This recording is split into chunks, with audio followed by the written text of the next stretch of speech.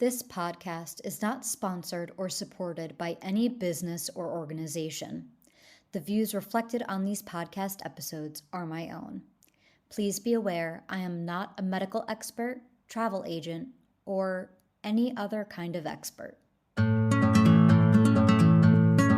Hey everyone, welcome to the Eat, Explore, Love podcast. I'm Ashley. This podcast is based off of my blog of the same name, Eat, Explore, Love. It talks about the unique challenges in traveling around the world when you have celiac disease. Due to sort of popular demand, I decided to also record a podcast to delve a little deeper into my travels and the lessons learned along the way.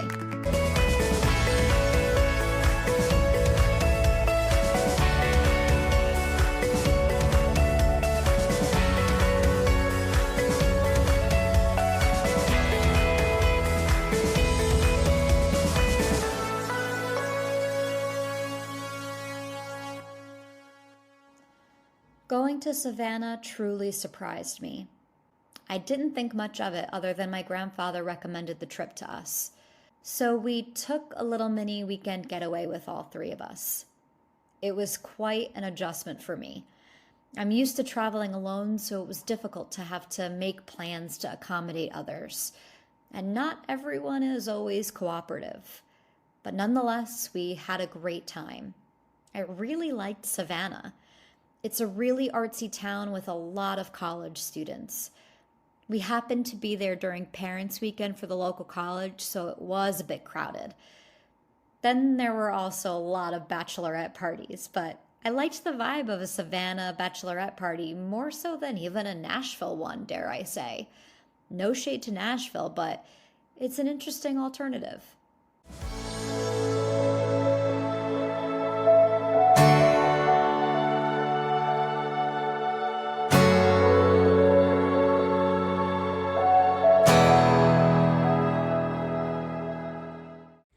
So this episode, you can guess it, was also recorded a year ago. Lesson learned for all you content creators out there, or maybe don't be quite so proactive in recording your podcast episodes.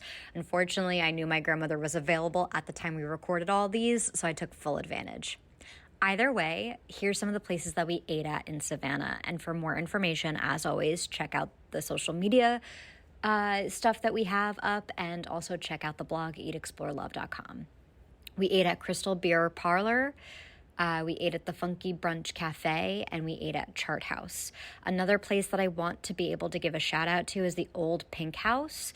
I would just be very careful and make your reservations far ahead of time because it always seems to be a line out the door forever and a day long, and it's hard to just be able to walk into the restaurant.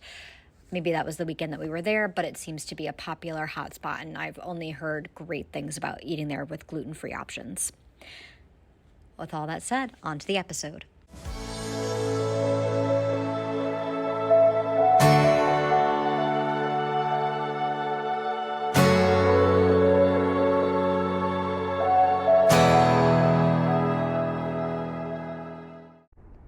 Hi everyone. As we approach the end of the year, we are also approaching the end of season 1 of Eat, Explore, Love, the podcast.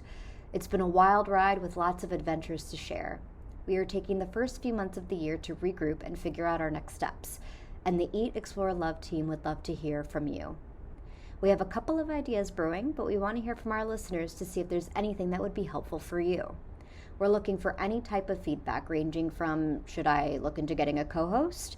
Would you like to be more of an active part of the podcast where I interview you guys about your favorite cities? Would you want to hear from more medical experts, travel experts, self-love experts? If you have any thoughts, we want to hear them at hieatexplorelove@gmail.com. We at Eat, Explore, Love appreciate all of your support and kindness in listening over the past year. That's 130 episodes that you've sat through and listened to. I've been so lucky to not only be able to go on all the adventures I've been able to experience, but I've been so lucky to have all of you to share this with. Make sure to sign up for our newsletter and send us an email at hieatexplorelove@gmail.com. Now, back to the show.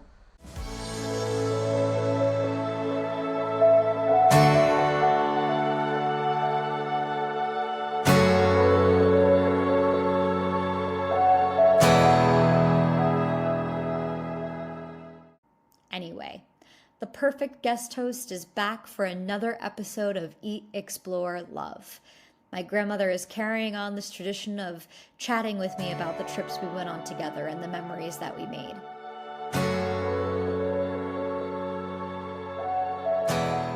So we're back at it to talk about Savannah. We went there as Papa actually joined us on that trip, and that was fun. That had its own kettle of adventures to go along with that. Why, I don't recall, was Savannah on my list of a place that I wanted to go to? Why did we pick Savannah? I think it's just another historical southern town that's very interesting to see with a lot of history. And I think really you wanted to go to see the history, which we did. And it was really very good. So the tour we took was very good. So we don't know where the idea came from. We just know that we all seemed interested in the same thing and we all decided to go together. Right, and I think it's like a Charleston type thing. Charleston and Savannah are historical sites that we wanted to visit. Okay. Do you remember about the food? That's not I remember it being quite difficult for me to be able to get food there. Not that it was difficult, like there weren't restaurants to choose from, but I think the time that we went in Savannah, because it was a parents' weekend and there seemed to be a lot of bachelorette parties there, we had a hard time getting in anywhere. So the few restaurants that did have gluten-free options were jam-packed, but I don't remember much beyond that. Do you remember if you liked the food in Savannah or not? I had no problem with the food. I think I agree with you as far as having reservations, because that one nice restaurant we wanted to go to, and we walked from the hotel to the restaurant and we couldn't get in. So I think definitely in Savannah you had to make reservations, that's for sure. Yeah. But we did have some nice experiences. We did have that one restaurant that was on the water that was very nice. I can't remember the name of it, but it was right on the water. It was we walked from the hotel to the restaurant, down where almost close to where the boat ride was that we took. Yeah. That was very nice, but definitely we had to have reservations. Anywhere we went. Anywhere we went, even for breakfast. Yeah, and we were people, and just to tell anybody that doesn't know you, you like to have dinner at 3:00 in the afternoon. So it's not that we were at peak dinner time. 4 o'clock's okay. It's not like we were, coming at peak dinner time. We were there at what usually would be a downtime, and it was still like lines around the block. Yes, absolutely. And I think in Savannah, I think it was a college vacation time too. Yeah. So I think we ran into that as well. But what was nice is the hotel we stayed at, we were able to walk to almost everything. Yeah, picked a good one. Yeah, yes. Absolutely. So what do you remember about the tours that we did? Well, I was really excited about the one in Savannah because I didn't, when I went there the first time, a long time ago, we were just down around the waterfront, and taking the tour was very interesting, going outside and again seeing the beautiful homes and the quaintness of it, the historical sites that we visited. So that I wasn't aware of so much in Savannah, but saw more of that I enjoyed. Yeah, and some of the tours, I didn't realize that Forrest Gump was filmed in Savannah. And so they kept showing us the different locations from the movie set, which I like. Yes.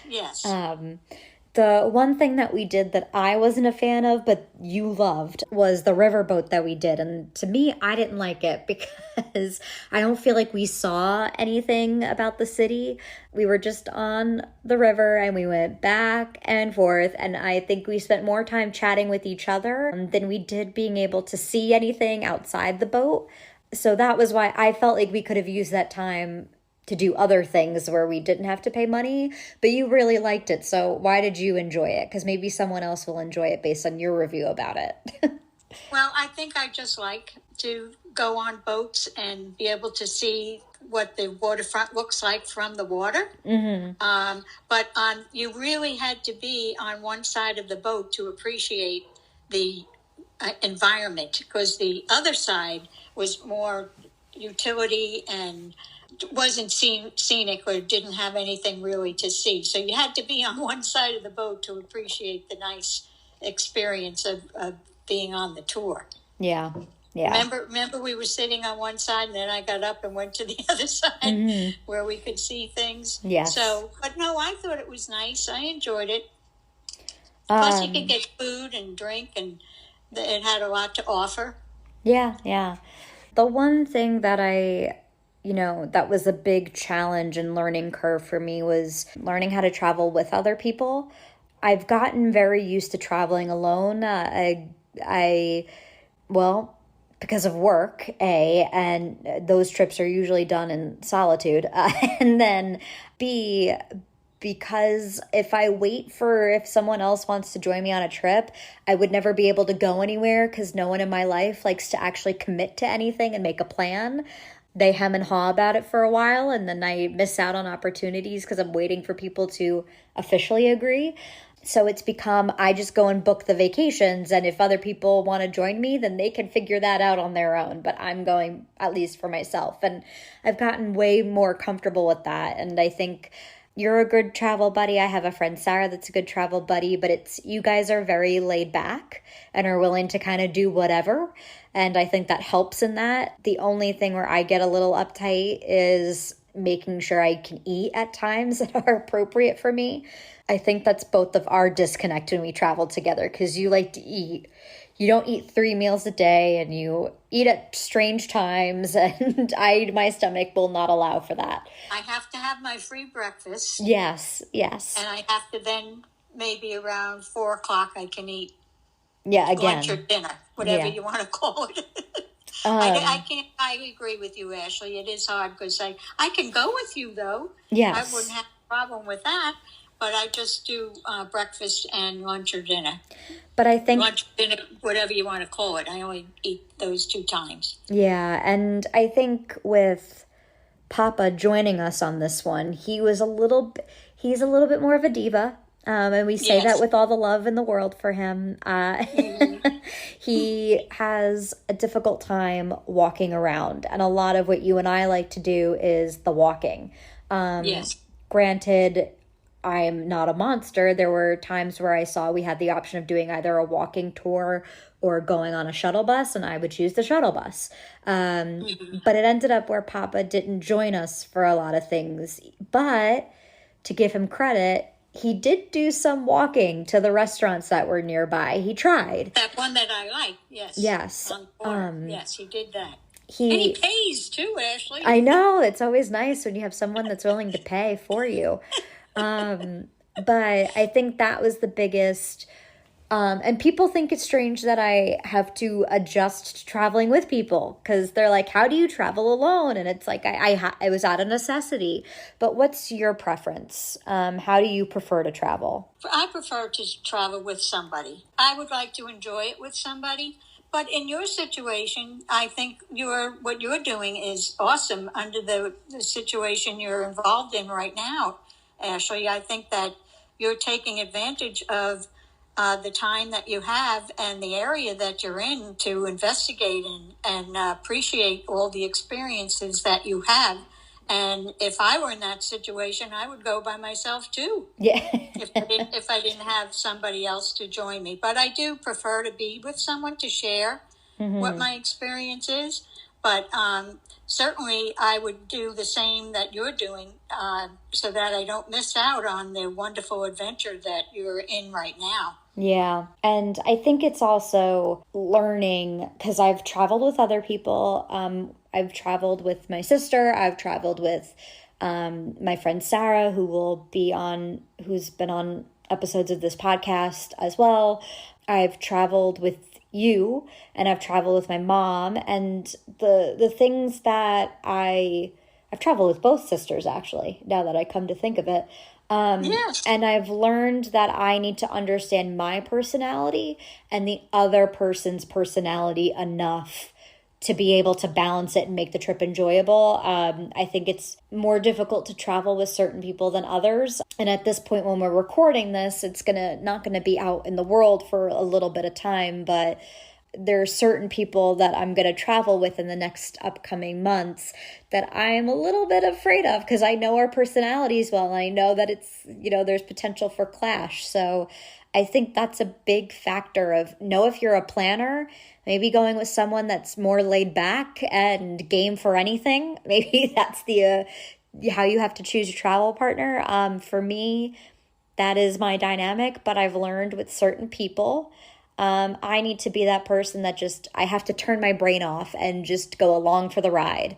And again, I only get uptight when I'm hungry. So in those situations. So I think that's also a key piece that I've had to learn. And that was a thing I had to learn here I had to be even more of a planner than usual with you and Papa. And I had to learn that kind of the hard way, or we had to all learn that the hard way. But now we know. And it's all going to be easy. I think when you travel by yourself, you don't have all those concerns. Right. But I think when you travel with somebody else, I think it's very important that you travel with someone that you can plan together and that you compromise. I think that's very important. You have to find someone who's willing to compromise, and that the two of you are respecting one another and willing to do what each one would like. Yes. So I think that's the difference in traveling with another person. You have to find someone that's willing to compromise with you and plan.